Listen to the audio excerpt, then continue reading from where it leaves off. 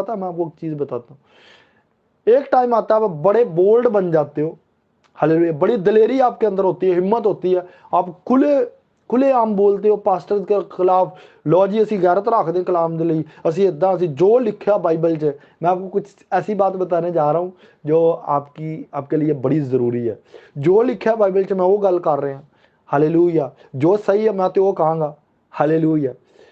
तो आपको वो लग रहा है वो सही है, आपको वो लग रहा है कि ये मेरा बोलने का टाइम है, पर होता नहीं है। जब आपको सही समझ आती है ना, तो फिर शैतान क्या कहता है, खुदावंद ये वही बंदा है ना जिसने फलान टाइम में पास्टर से बहस की थी।